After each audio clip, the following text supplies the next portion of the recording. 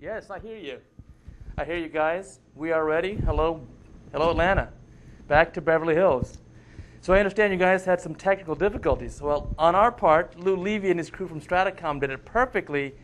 But I hear your Atlanta guys need some of Terry Devine's fancy microprocessors in order to get the full live feeds up there. We're going to do our next case here. Our next case is a Crystalens. This is a patient, and I did his first eye about a month ago. His first eye did beautifully, his right eye. He had achieved 20/15, -2 at distance, and then a fabulous J2 for near. And the visions were checked by my in-house optometrist, not me. But he wants a little bit more on the reading, so we'll do the second eye with a pinch of near vision, a refractive target of maybe -0.5, maybe -75. So we'll start off here, as usual, making a simple paracentesis. I find that when I do that with one eye absolutely plain out, the other eye about -0.5, -75, even that -75 eye achieves very sharp distance vision, often 20, 30-ish, plus or minus, often better. I'll put in a little lidocaine. And this is a patient where, on his first surgery, he did have some floppiness of the iris. So here comes the lidocaine, and that often stings a little bit. Then our next step is some epinephrine. Now the epi I'll put actually under the iris. This is epi diluted to about 1 in 5,000, preservative-free epi. And that just will give the iris a little extra tone. Probably not going to do much more to the dilation, but if you can stiffen that up, it'll make my life easier. Now, as we know, the Crystalens lens works better if we have a great Capsulorhexis. So we're going to spend some time really working on that. Here's the Amvisc Plus. Again, great choice because it's so cohesive that it'll really deepen up that AC. In addition, it really flattens that lens capsule. I'm going to go a little brighter on the lights here.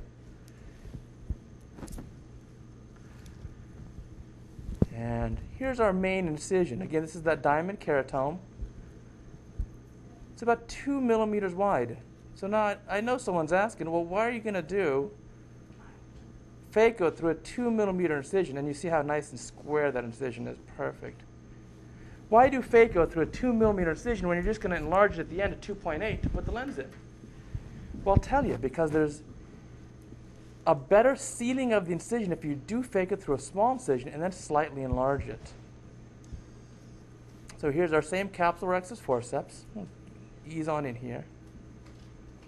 Let me just move this drape out of the way. There we go. And we'll poke in. You'll notice these have sharp tips on them. And because they have sharp tips, I'm able to just poke in. I don't use a cystotome. No, Tony, we're good. We don't need a cystotome. That's why we have these sharp tips. So we'll tear our rhexis, and I want to tear it a nice, generous one. Now, I'm used to doing just a quick 2 or 3 grab rhexis with my larger incision and my regular lenses, but I really, really spend some time with the Crystalens patients to make sure I get the rhexis just how I want it.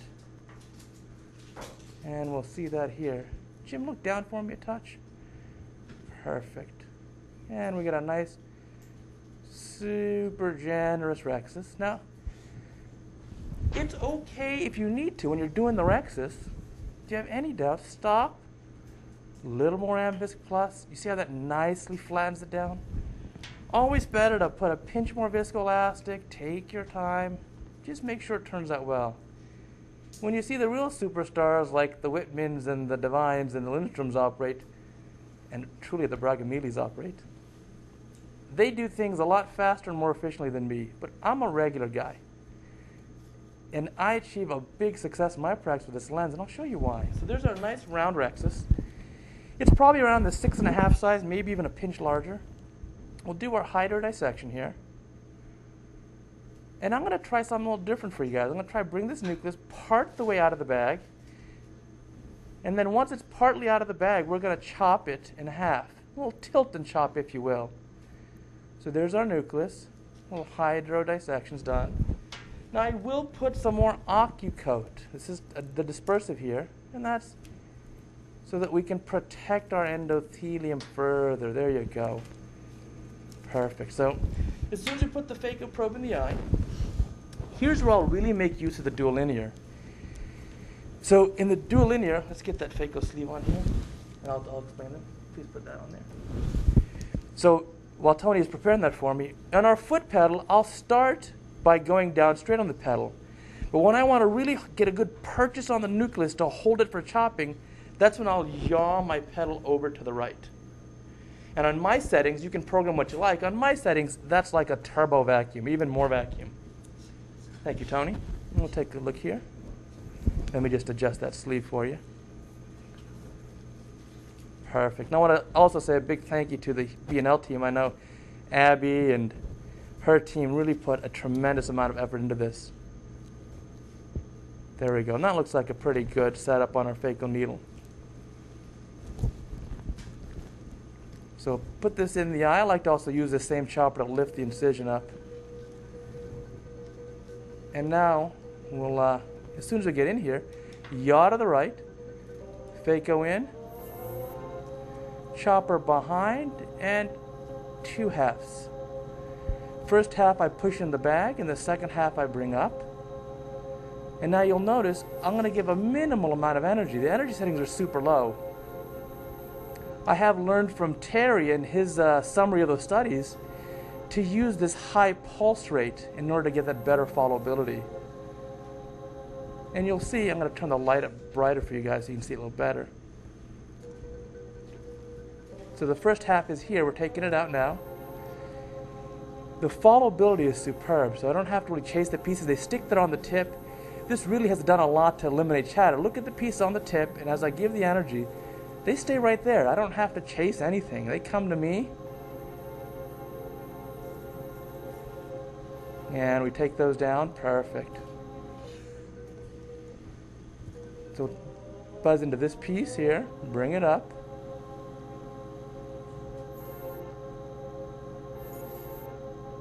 There we go, bring that around. Perfect. And you'll see that it's really mostly vacuum. I think we've really gone into that vacuum doing most of the work. So it's like, it's the ultrasound assisted aspiration of the nucleus. The ultrasound is there to just keep things moving. But look, with this big piece of nucleus, we can just hold it here without chasing, and the pieces come to you. And you'll notice there truly is an absence of chatter. You're welcome to have these settings. I got to give credit to Jim Smith from B&L, who truly knows more about phacofluidics than me and Terry Devine combined, as well as phaco power modulations. He came here and helped me set this up and really fine-tune my settings. So again, no chatter, no chasing, nothing. Just hold still and take the pieces down. And there's the last piece, and we're good. We're ready for our INA, please. Again, we'll use my favorite INA these days, and that's Storrs' nice disposable one. IA. It goes through our 2mm incision. You can see for our settings, if you look at the MMC, the Multimedia Center, the overlay, you can see what the settings we're using here. So this is the vacuum-based fluidics, not the flow-based. So we don't set the flow rate independently. It varies with the vacuum. Again, now here, I like a circumferential move. And we'll take the Cortex down. You can see that really the vacuum on this machine is just superb. Probably one of my most enjoyable parts of the phaco procedure now is doing this INA, because it's just so much easier than it was before. No struggling, super efficient, super smooth. And I truly love the fluidics. I mean, for such a tiny instrument, I literally have not changed any of my settings. Normally you'd expect, well, yeah, you're going to go to a smaller size incision, smaller tubing, you're going to have to change your settings. Well, somehow the B&L guys have figured this out, and the bottom line take-home message for me is I don't change my settings. So here's a little capsule polishing. It's actually quite nice and clear there. And there's not much on the anterior capsular rim, so we'll leave that be. Perfect. We'll switch this, and I'll take the Amvisc. We're going to fill our bag up. Jim, do me a favor. My patient Jim, look down. Perfect. Now look right at the light. That's gorgeous. Here's the Amvisc Plus. Again, I like this because easy to remove, and a nice, good, complete fill. There's our rhexis. That looks like a reasonable rhexis. And a nice, complete fill. We'll be using the new Crystalcert injector. That's nice and complete. I'll use just a traditional 2.8 millimeter diamond keratome. And then Jim, look down again. Perfect. And this is just to enlarge the incision for the Crystalcert. Crystalcert's really quite nice because it puts it in without any of that twisting or turning. None of those issues. Take the lens, please. Thank you, Tommy. So again, I lift the incision up here. You'll see the Crystalcert. It's a beveled tip here. We're going to go bevel in this orientation. The lens is here in the shaft, and you see how it's already nicely folded. The key in doing this, which I've learned, and I learned things the hard way, is to really aim it towards the optic nerve. And as we do this, we'll see we'll get the two in there. And there's the round haptic on the right, so I know it's correct. There's a bend in the optic, so it bends the correct orientation. And then now I use my chopper and the injector, and we push it in cleanly, and the whole thing is totally in the bag, one fell swoop. Well, actually, we'll make sure it's in the bag. There you go. I used to rotate the lens 90 degrees. I don't do that anymore. I'll tell you why.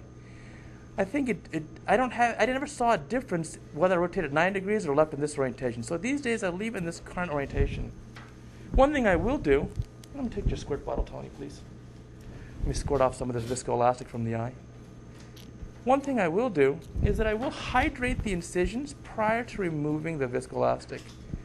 And this is so I don't flatten out the AC and shift the position of the lens at the end when I withdraw the IA from the eye. Good. So nice hydration of the main incision. Paracentesis I usually save for later. We have a myostat as well. Let's do a myostat. You can cook that up. Yeah, please. Myostat and then the normal dilution. And then here's our IA. Now I've switched to a larger IA, you'll notice, just so it fits the incision better.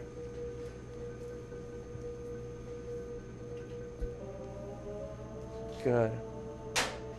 And let me do this. While Tony's setting that up, I'm just going to put some more oxycoat on the eye to give a good view. Jim, look down for me. Perfect. There's some more oxycoat. Yes, sir. And removing the viscoelastic. You can see the ambis comes out so easily. It's very, very much a pleasure to use here, including from here behind the lens.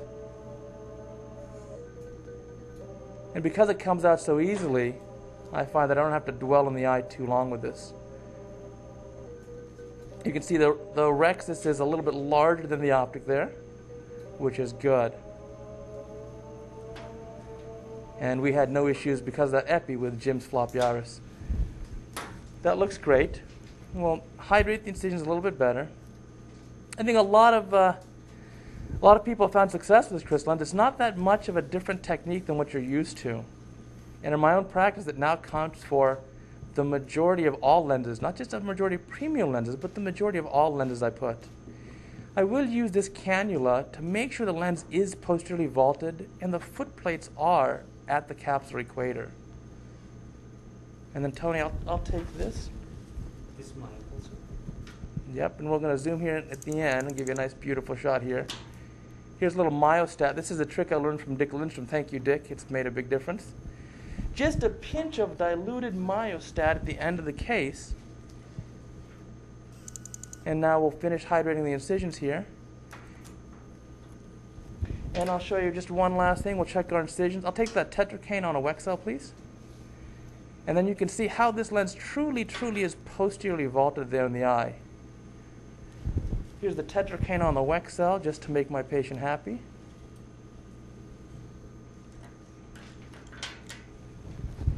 And we'll check everything, and that looks gorgeous. Thank you, guys. So thank you for being a part of this program. I truly enjoyed doing the live surgery. The only bad part is I got to catch a red eye now so I can join you guys in the morning. But back to you, Dick, in Atlanta. And thank you again. Thank you, Bausch & Lomb. I think it's a new era. You'll soon see that this is the new way of doing cataract surgery. It certainly is for me. Bye now.